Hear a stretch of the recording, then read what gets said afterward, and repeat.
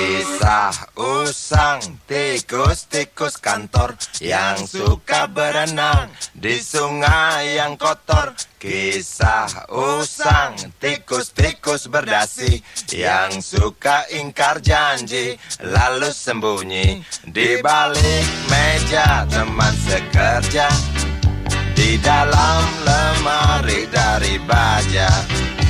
Kucing datang, cepat ganti muka, segera menjelma, bagai tak tercela. Masa bodoh, hilang harga diri, asal tak terbukti, tentu sikat lagi.